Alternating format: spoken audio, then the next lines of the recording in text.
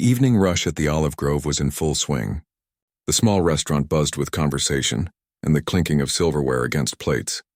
Soft lighting cast a warm glow over the brick walls and wooden tables, creating an atmosphere that felt both cozy and slightly upscale. The restaurant wasn't fancy enough to have white tablecloths, but its reputation for excellent food at reasonable prices made it a local favorite. Sophia Clark tucked a strand of hair behind her ear as she balanced 3 plates along her arm. At 28, she had mastered the art of waitressing through years of practice.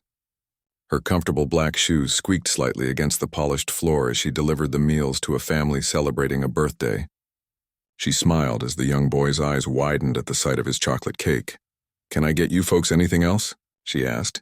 Her voice warmed despite the exhaustion settling into her shoulders. She had been on her feet since the morning shift began, having picked up extra hours to cover for a sick coworker. The tips from the double shift would help with next month's tuition payment. The family assured her they were fine, and Sophia turned toward the kitchen, mentally checking her other tables.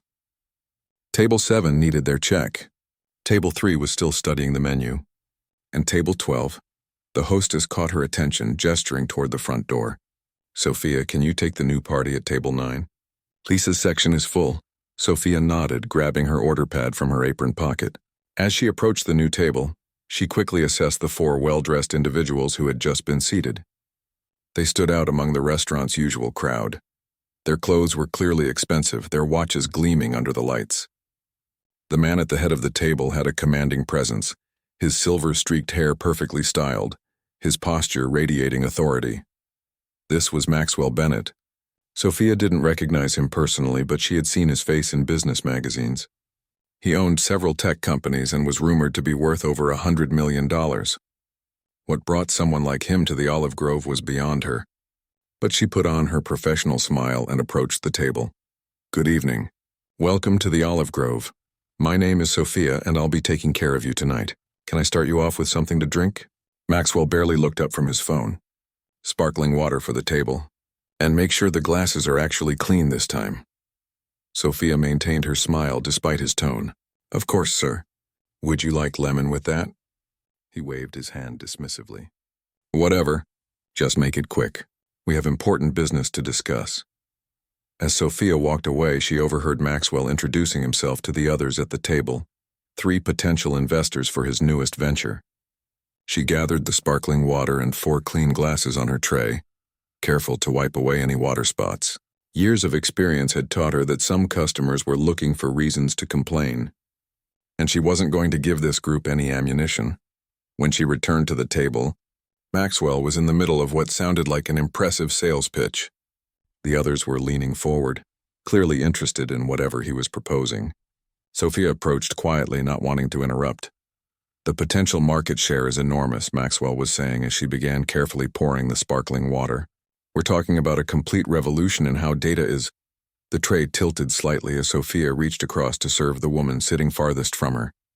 A small amount of water, no more than a tablespoon, spilled onto the polished table surface, narrowly missing Maxwell's expensive-looking sleeve. "What the hell?" Maxwell's voice cut through the restaurant noise like a knife. Nearby conversations paused as heads turned toward the commotion. "I'm so sorry, sir," Sophia said quickly, pulling a cloth from her apron. "Let me clean that up right away." Maxwell's face reddened. "Is it really so difficult to pour a glass of water without making a mess? Is that beyond your skill level?" Sophia dabbed at the small puddle, her cheeks burning with embarrassment as she felt the eyes of nearby diners on her. "It was an accident." "I apologize." "An accident," Maxwell repeated with a scoff. He looked at his guests. This is exactly the problem with service these days. No attention to detail. No pride in their work. He turned back to Sophia, who was still cleaning up. "Let me guess, you didn't bother with college, did you? Figured this was good enough?" The woman beside him shifted uncomfortably. "Maxwell, it's just a little water." "It's not about the water, Victoria. It's about competence. About standards." His voice had grown louder, ensuring that everyone nearby could hear his critique. "If you can't handle something as simple as pouring water, what does that say about you as a person?" Sophia stood straight, cloth in hand.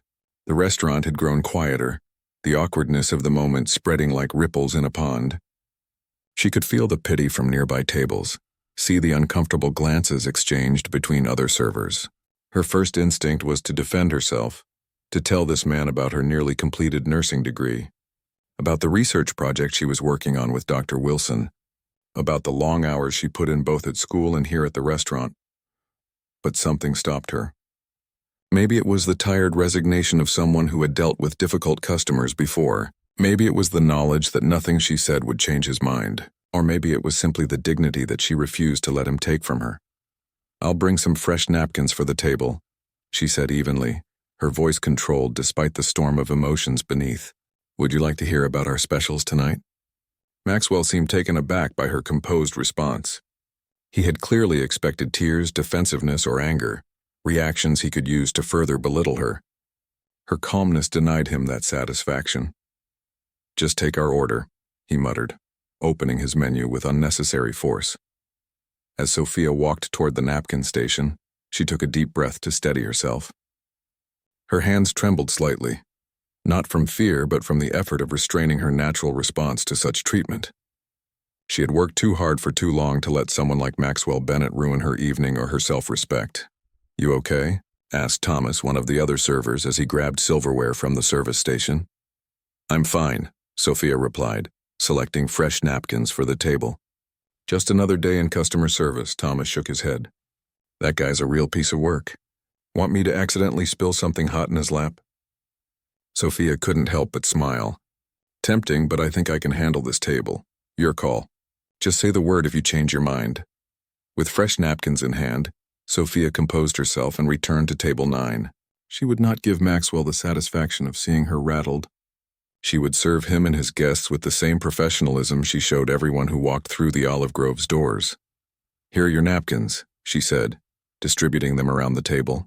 "Our specials tonight include a pan-seared trout with lemon caper sauce and a grilled ribeye with roasted garlic butter. Both come with seasonal vegetables and your choice of potato."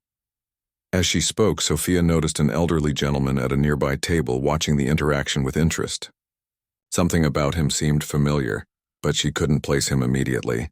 Her focus remained on taking the order from Maxwell and his guests, writing down their selections with careful attention to detail.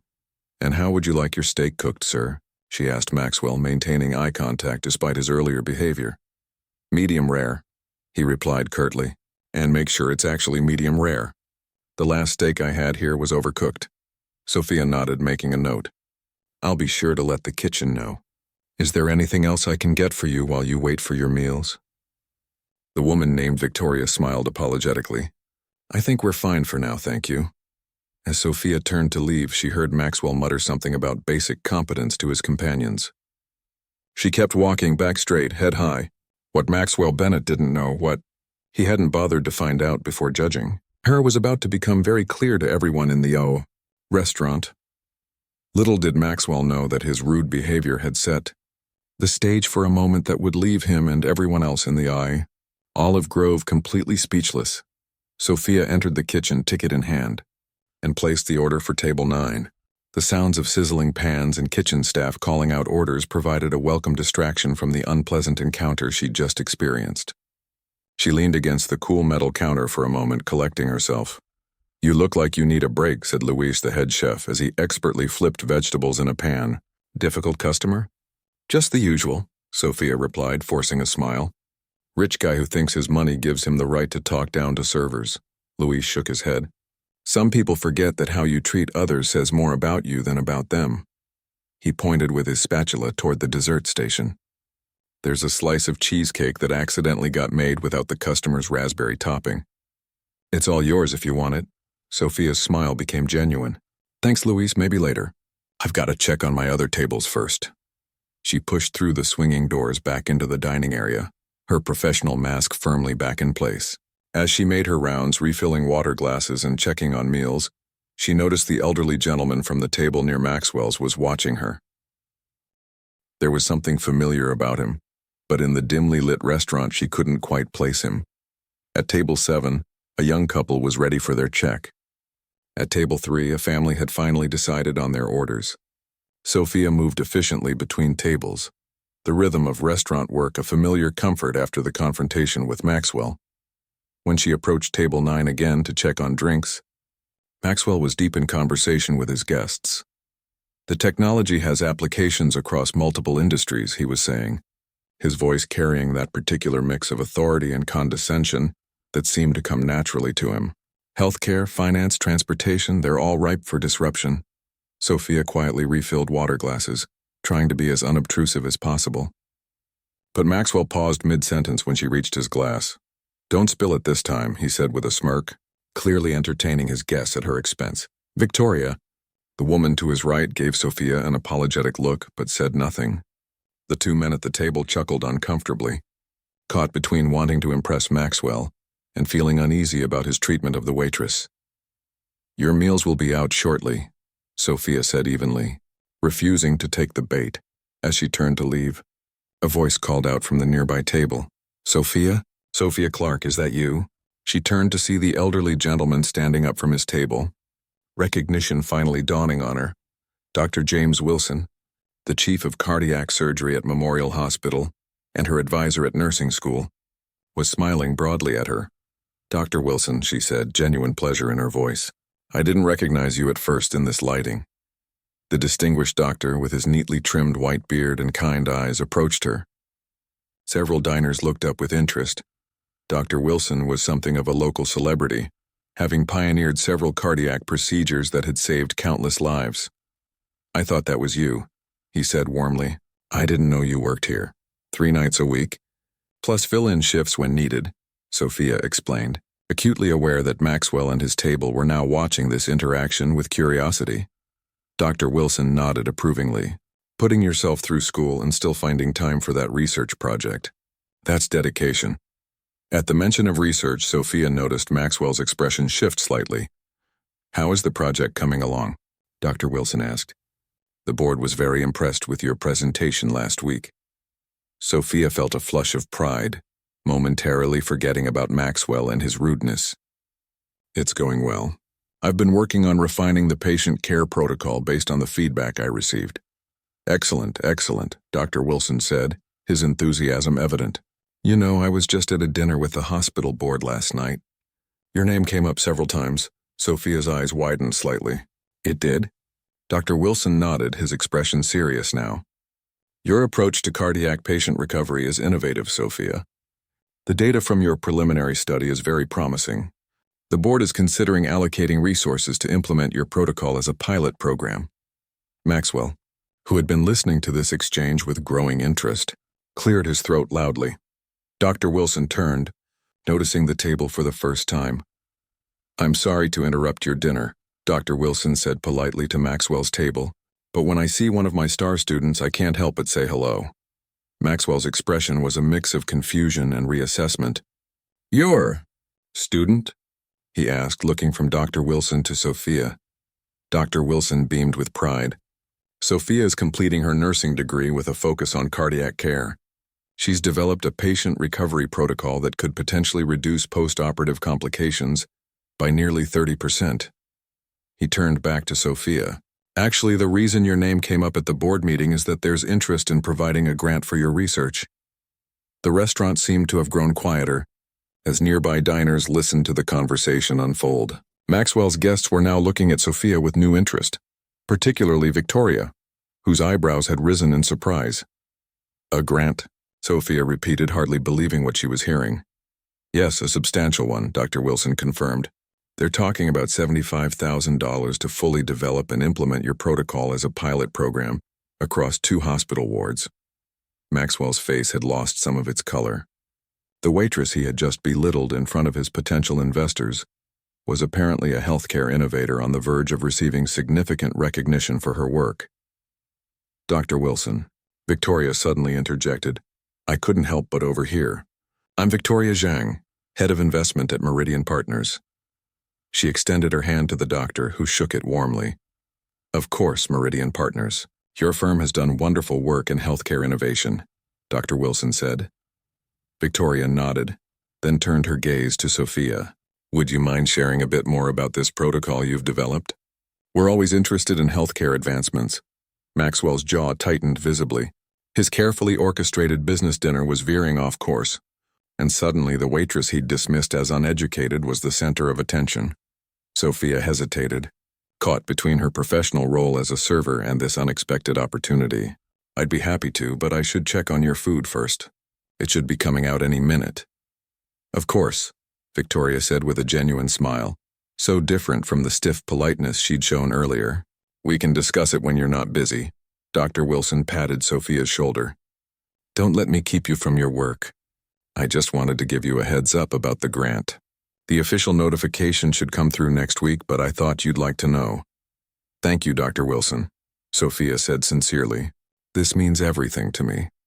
As Dr. Wilson returned to his table and Sophia headed toward the kitchen, the atmosphere at table 9 had changed dramatically. Victoria was now typing something on her phone. The two other investors were whispering to each other, and Maxwell sat in uncomfortable silence. His earlier bravado notably diminished. In the kitchen, Sophia found that the meals for table 9 were ready. As she arranged them on her tray, Luis noticed her flushed face. Everything okay out there? He asked, concerned. Better than okay, Sophia replied, a small smile playing at her lips. Sometimes life has a way of evening the score. She carried the tray of steaming plates back to table 9, where the conversation immediately stopped as she approached. With practiced ease, she set each plate in front of its respective diner. The ribeye, medium rare, she said, placing Maxwell's plate before him without a trace of resentment in her voice. Can I get anyone anything else? More bread? Another drink, perhaps? Victoria looked up from her plate. Actually, Sophia, I'd love to hear more about your research when you have a moment. Perhaps after we've eaten? Maxwell shifted in his seat, clearly uncomfortable with the direction things had taken. I'll be happy to talk with you, Sophia replied. Enjoy your meals for now. As she walked away to check on her other tables, Sophia could feel Maxwell's eyes on her back. The power dynamic had shifted, but she took no satisfaction in his discomfort. This wasn't about revenge or putting him in his place. If anything, she felt a twinge of sadness that someone with so much could find joy in belittling others. Dr. Wilson caught her eye from across the restaurant and gave her a subtle thumbs up. The evening had taken an unexpected turn, and as Sophia continued her work, she couldn't help but wonder what would happen next. One thing was certain, her life was about to change, and not in the way Maxwell Bennett had intended when he decided to make her the target of his condescension.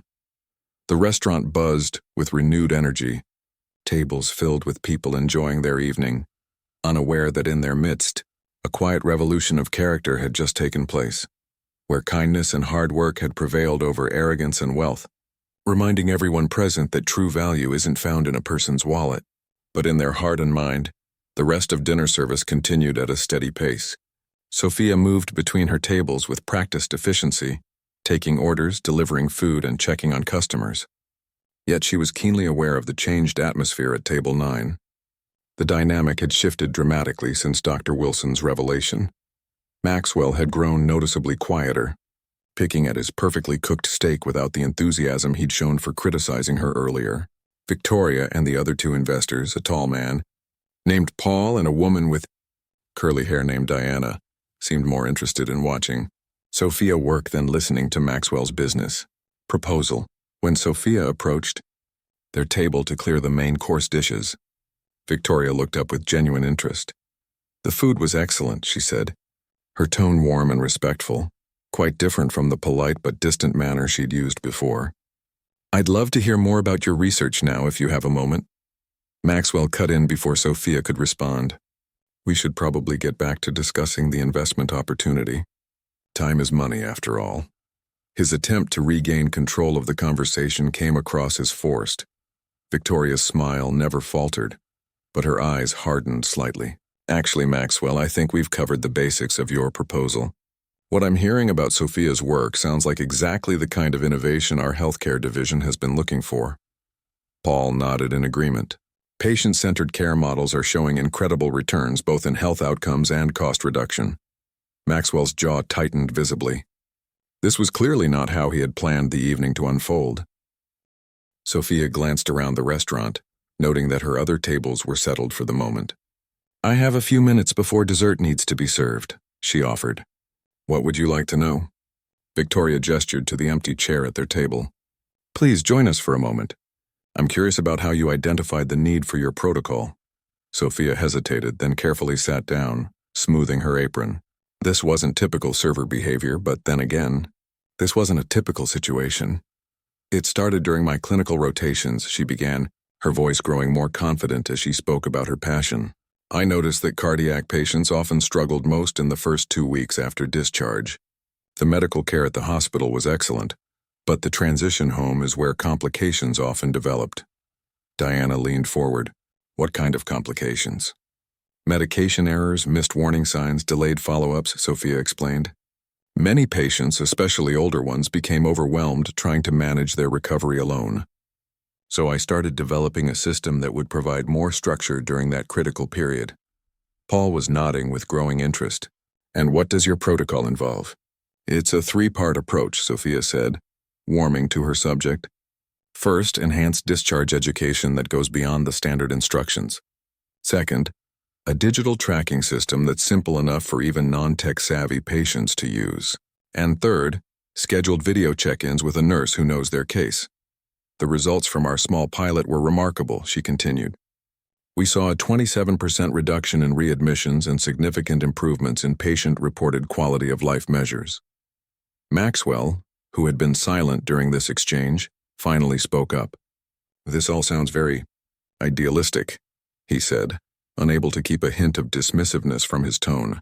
But healthcare systems are notoriously resistant to change. How would you actually implement something like this? It was a fair question despite his tone. Sophia turned to face him directly, her expression professional and composed. That's exactly what the grant would help address, she replied. We've designed the protocol to integrate with existing hospital systems with minimal disruption. The additional staffing costs are offset by the reduction in readmissions, which are expensive for hospitals. In our financial projections, the system pays for itself within the first year. Victoria looked impressed. You've considered the business angle as well as the clinical one. I had to, Sophia said simply. Great ideas don't help patients if they never make it out of the planning stage. For this to work, it needed to make financial sense for hospitals too. Maxwell was watching her with an expression that was difficult to read, somewhere between surprise and reassessment. The arrogant man who had berated her over spilled water was now seeing a side of her he hadn't bothered to look for earlier. Thomas, another server, caught Sophia's eye from across the restaurant and tapped his watch. She nodded in understanding. I should check on my other tables, she said, standing up. Thank you for your interest in my work. Before you go, Victoria said, reaching into her purse and pulling out a business card. I'd like to continue this conversation in a more formal setting. Our firm has a healthcare innovation fund that might be a perfect fit for your project, potentially with significantly more funding than the hospital grant. Sophia accepted the card with slightly widened eyes. Meridian Partners was one of the largest investment firms in the country. Their backing could take her modest protocol and scale it to hospitals nationwide. Thank you, she said sincerely. I'll be in touch. As she walked away, she could hear the conversation at the table continue, but with a markedly different focus than before. Maxwell's tech venture had been all but forgotten, replaced by excited discussion about healthcare innovation and patient outcomes. Dr. Wilson caught her eye as she passed his table and gave her a small nod of approval. He had witnessed the entire interaction and seemed pleased by the turn of events. For the next half hour, Sophia returned to her routine, bringing dessert menus, taking orders for coffee and cake, preparing checks for tables ready to leave. Yet there was a new lightness in her step. The humiliation she had felt earlier had been replaced by a quiet pride. Not because she had inadvertently one-upped Maxwell, but because her hard work was finally being recognized. When she returned to table 9 with their desserts, the conversation paused again. Maxwell, who had ordered a bourbon instead of dessert, looked up at her with an expression that had lost its earlier arrogance. Sophia, he said, her name sounding strange on his lips after he had treated her as just another faceless server earlier. I believe I owe you an apology. The table fell silent. Victoria and the others watched with interest, clearly not having expected this from the man who had been so dismissive just an hour earlier. Sophia placed the desserts on the table carefully before responding. That's not necessary, sir. It is, Maxwell insisted, his voice quieter than it had been all evening. I made assumptions about you based on your job. That was short-sighted of me. It wasn't the most gracious apology, but it seemed genuine enough. Sophia nodded her acceptance. Thank you. Is there anything else I can get for you? Diana spoke up. Actually, I'd love to hear more about the digital tracking system you mentioned. Is it an app? It's web-based, actually, Sophia replied. Many older patients are more comfortable with computers than smartphones. We designed it to be accessible from any device with large buttons and clear instructions. Smart, Paul commented. Too many healthcare solutions ignore the actual user demographics. As Sophia answered a few more questions about her project, she noticed Maxwell watching her with a thoughtful expression. The man who had started the evening by belittling her was now seeing her in a completely different light, not because her worth had changed, but because his perception had. When it was time to bring the check, Sophia placed it discreetly in the center of the table. Maxwell reached for it automatically, but Victoria's hand got there first. Meridian Partners will cover this one, she said with a smile. Consider it our first investment in our new healthcare partnership. Maxwell withdrew his hand, a flash of something, perhaps embarrassment, perhaps recognition crossing his face. After they paid, Victoria lingered behind as the others put on their coats. She handed Sophia a folded napkin along with the bill folder. My private number, she explained quietly. Call me next week. I'm serious about helping scale your project. I will, Sophia promised. Thank you for seeing its potential. Victoria smiled. Thank you for not letting first impressions define you. Lesser people might have responded differently to how the evening began. As the group prepared to leave, Maxwell approached Sophia one last time. The restaurant had grown quieter as the dinner rush wound down, and his voice was just above a whisper. The way you handled yourself tonight was educational, he said, choosing his words carefully. Not many people would show such grace under fire. Sophia met his gaze steadily. Everyone deserves to be treated with respect, Mr. Bennett, even when they spill water. A flicker of acknowledgement passed across his face before he nodded and turned to join his group. As Sophia watched them leave, Dr. Wilson approached, coat in hand and ready to depart himself. Quite an evening you've had, he observed with a twinkle in his eye. From what I overheard, it seems Meridian Partners might be interested in your protocol. It appears so, Sophia replied, still processing everything that had happened. Dr. Wilson squeezed her shoulder gently. You earned this, Sophia. Not just your research, but the way you carried yourself tonight. Character reveals itself in difficult moments, and yours shone brightly. As Dr. Wilson left and Sophia turned to clear the last few tables, she felt a profound sense of gratitude. The evening that had started with humiliation had somehow transformed into one of the most important nights of her career, and perhaps her life. And somewhere in the back of her mind, she couldn't help but wonder what tomorrow would bring. 1 week later, Sophia sat in the waiting area of Meridian Partners, located on the 32nd floor of a gleaming downtown office building. The space was all glass, chrome, and polished marble, with floor-to-ceiling windows offering a breathtaking view of the city below. It was a world away from the comfortable chaos of the olive grove or the antiseptic hallways of the hospital where she did her clinical rotations. She smoothed down her navy blue blazer, purchased specially for this meeting, and checked the contents of her folder one last time. Inside were printouts of her research data, patient feedback forms, and the detailed business plan she'd refined over the weekend. Ms. Clark? A receptionist approached with a warm smile. Ms. Zhang is ready to see you now. Sophia took a deep breath and followed the young woman through glass doors into a conference room where Victoria Zhang waited. She was dressed in a crisp white suit, her dark hair pulled back in a sleek ponytail, looking every bit the powerful investment executive she was. Sophia, thank you for coming, Victoria said, extending her hand. I hope finding our office wasn't too difficult. Not at all, Sophia replied, shaking her hand. Thank you for the opportunity. Victoria gestured toward the large oval table where 3 other people were seated. Let me introduce you to our healthcare investment team. This is Dr. Raymond Chen, our medical advisor, Layla Patel, our financial analyst, and Thomas Green, our implementation specialist.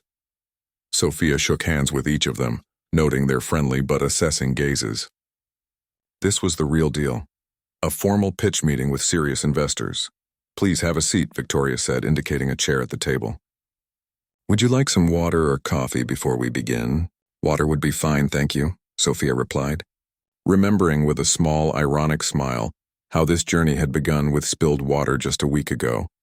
Once everyone was settled, Victoria opened the meeting. So, Sophia, we've had a chance to review the materials you sent over and we're genuinely impressed with your patient care protocol, but we'd like to hear more directly from you about how you see this scaling beyond a single hospital system. For the next 20 minutes, Sophia presented her vision. As she spoke, her initial nervousness melted away, replaced by the confidence that came from knowing her subject matter thoroughly. She explained how her three-part approach, enhanced discharge education, a user-friendly digital tracking system, and scheduled video check-ins, created a safety net for cardiac patients during their most vulnerable period after hospitalization. The beauty of this system, she concluded, is that it's designed to be adaptable. The core principles work for cardiac care, but with minor modifications, it could be applied to other post-surgical care scenarios, orthopedics, oncology, even general surgery. Dr. Chen nodded thoughtfully. I'm particularly impressed by the results from your pilot study. A 27% reduction in readmissions is remarkable. Have you been able to identify which component of the protocol contributed most to that improvement? Sophia had anticipated this question. We found that it's actually the combination that makes the difference. The educational component alone showed about an 8% improvement. The digital tracking added another 9%, but when we included the scheduled check-ins with a familiar nurse, the numbers jumped significantly. There seems to be something powerful about that human connection. Knowing that someone who understands your specific case is checking in regularly. Layla, the financial analyst, leaned forward. Let's talk numbers. Your initial hospital grant was for $75,000. What kind of investment would be required to scale this to multiple hospital systems? Sophia opened her folder and distributed a sheet of financial projections. To implement across 5 major hospital systems, we'd need approximately $2.5 million over 2 years. This includes software development to improve the digital platform, training programs for nursing staff, and a small administrative team to manage implementation. Thomas, the implementation specialist, studied the numbers with interest. And your projection shows profitability by the end of year 2. Yes, Sophia confirmed. Based on the average cost of cardiac readmissions and the reduction rates we've observed, hospitals would see a net positive return within 18 to 24 months.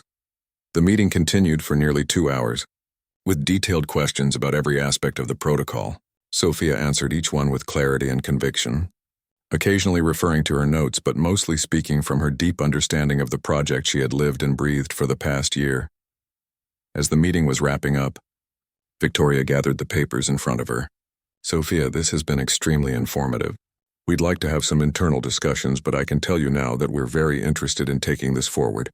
Sophia felt her heart race with excitement. That's wonderful to hear. There's one more person who wanted to sit in on this meeting, Victoria added, glancing at her watch. He's running late from another appointment, but the door to the conference room opened and Maxwell Bennett walked in. Sophia tried to hide her surprise. She hadn't expected to see the millionaire again, especially not here. He was dressed in another expensive suit, but his demeanor was noticeably different from the night at the restaurant. Less arrogant, more thoughtful. Sorry I'm late, he said, his eyes meeting Sophia's briefly before he took a seat at the far end of the table. Traffic was terrible. Victoria turned to Sophia. Maxwell has recently joined our healthcare advisory board. He was quite insistent on sitting in on this meeting. Maxwell cleared his throat. I've reviewed your proposal, Ms. Clark. It's impressive. But I have one question that doesn't seem to have been addressed yet. Why haven't hospitals implemented something like this already? What's been the barrier? It was a good question. Challenging but fair. Sophia gathered her thoughts before responding. Healthcare systems tend to operate in silos, she explained.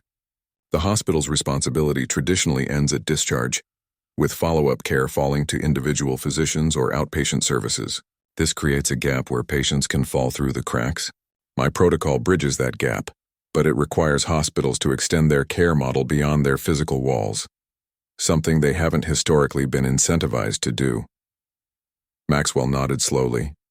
So the innovation isn't just in the technology or the education, it's in redefining where the hospital's responsibility ends. Exactly.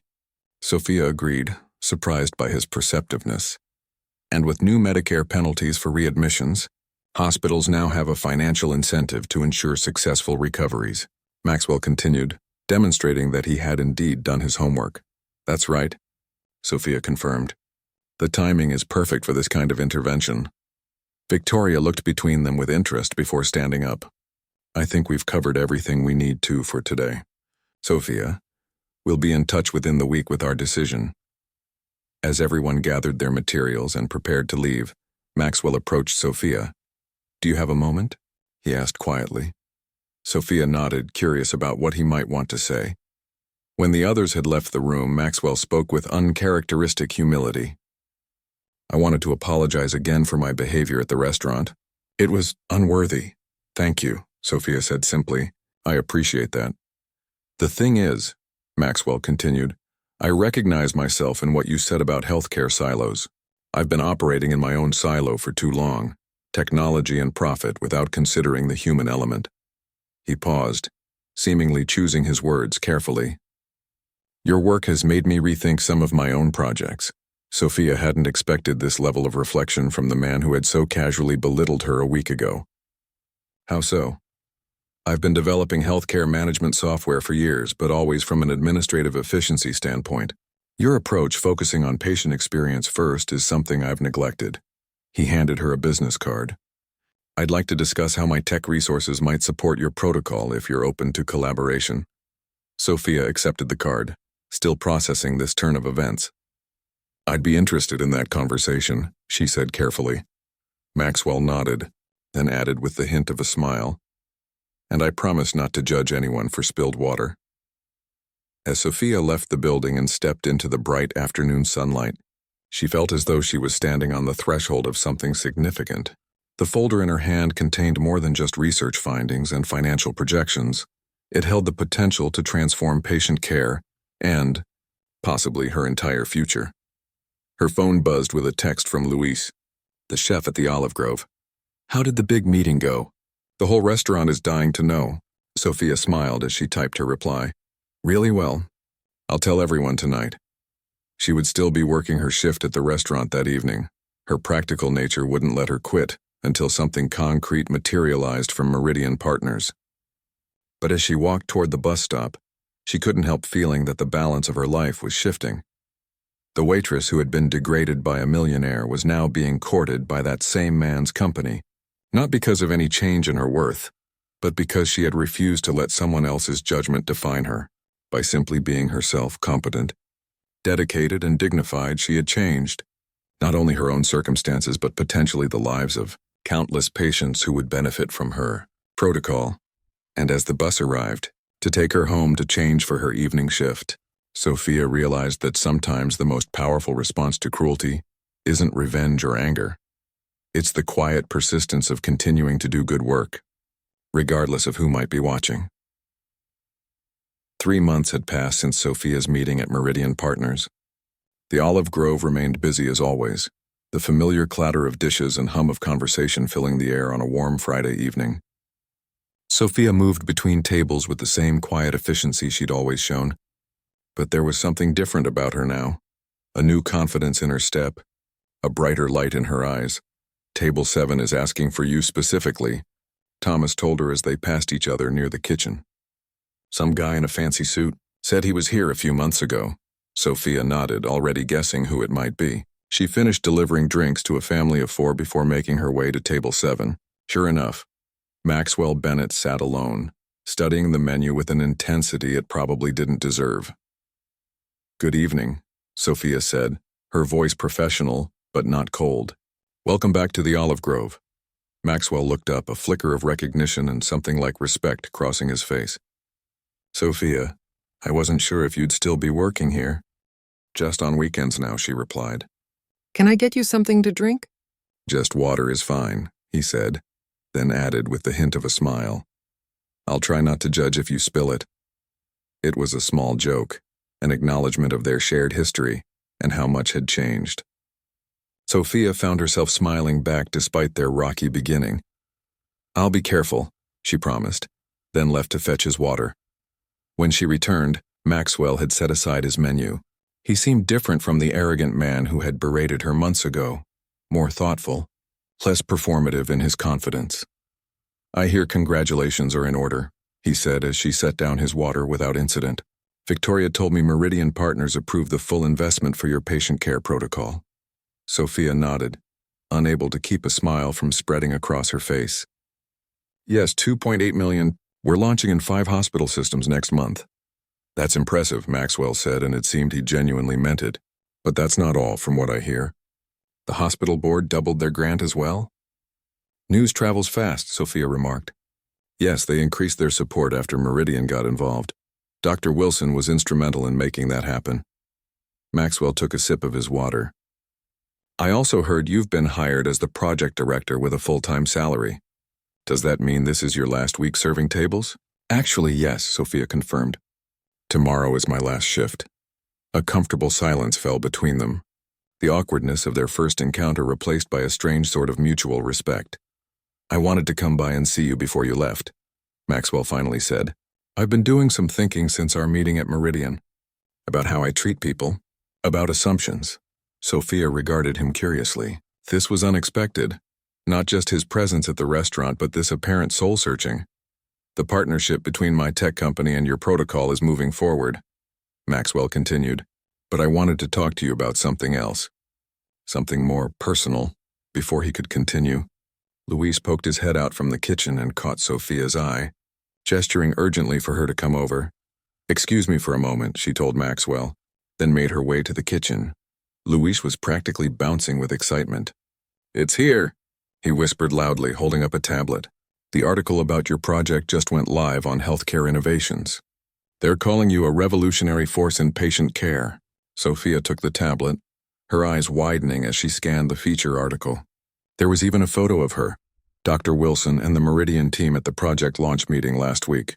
The headline read, "From Hospital Bed to Home, the groundbreaking protocol changing cardiac care." "That's... wow," she breathed, still not quite used to seeing her work recognized so publicly. "There's more," Luis said, scrolling down on the tablet. "Look who they quote in the 3rd paragraph." Sophia read with surprise. "This protocol represents the future of patient care," says Maxwell Bennett, tech entrepreneur and healthcare investor. "It's a perfect example of how human-centered design can transform medical outcomes. Sometimes the most innovative ideas come from people working on the front lines who see problems others miss." She handed the tablet back to Luis, her mind racing. Maxwell had publicly praised her work, giving her full credit for the innovation. It was a far cry from the man who had questioned her education and competence just months ago. When she returned to his table, Maxwell looked up expectantly. "Good news?" "The Healthcare Innovations article was just published," she said, studying his face. "They quoted you," Maxwell nodded. "I meant what I said. Your idea is genuinely innovative, and I've learned an important lesson from you, Sophia." She raised an eyebrow questioningly. "Humility," he said simply, "and the danger of judging people based on their circumstances rather than their character." Sophia considered him for a moment. "Are you ready to order, or do you need a few more minutes with the menu?" Maxwell smiled at her professional pivot. "Actually, I came here for something specific. I've been working on a new project, a foundation to support healthcare innovations from non-traditional sources. People working in the field who see problems firsthand, but might lack the resources to develop solutions." Sophia's interest was piqued despite herself. "That sounds worthwhile. I'd like you to be on the advisory board," Maxwell said. "Your perspective would be invaluable, and it would send a powerful message about the kind of ideas we're looking for." Sophia hadn't expected this. "I'm flattered, but I'll be quite busy with the protocol implementation.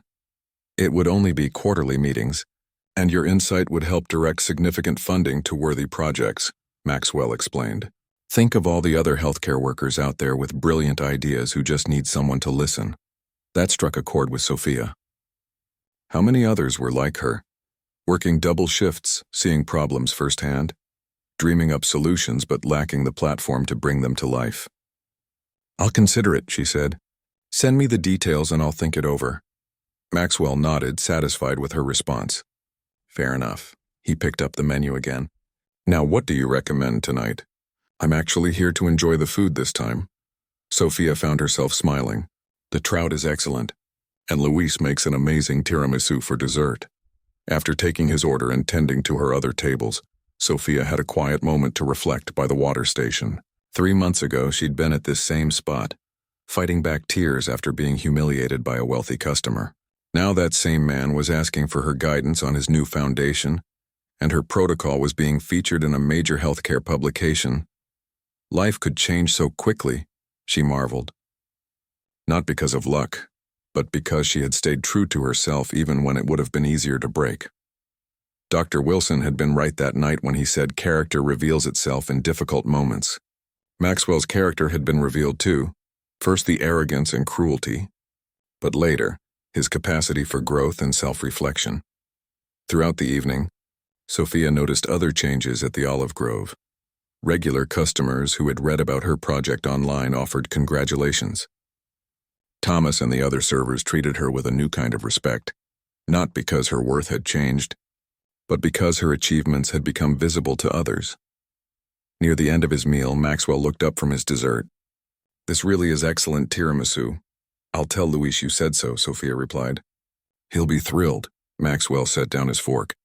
"You know, the night we met, I was trying to impress those investors with my business acumen and vision for the future. But you ended up being the visionary at the table." Sophia shook her head slightly. "I was just doing my job, both jobs, serving tables and looking for ways to help my patients." "That's exactly it," Maxwell said. "Most people just do what's required. You saw beyond that in both roles." He reached into his jacket and pulled out an envelope. "This is for you. A small token of my appreciation." Sophia accepted the envelope cautiously. "What is it?"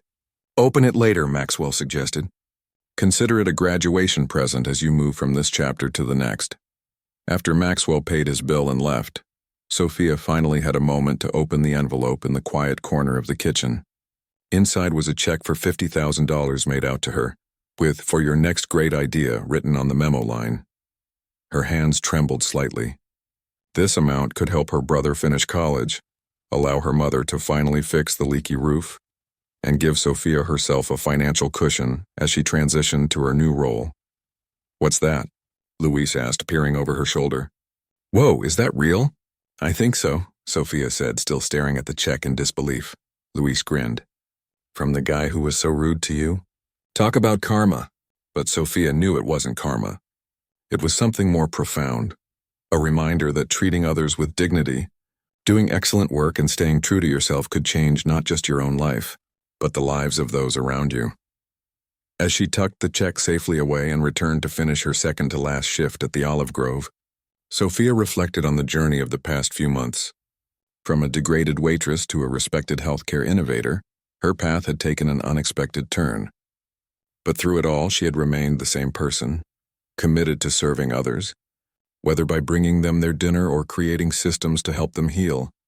And in the end, that commitment to service had brought her further than she could have ever imagined.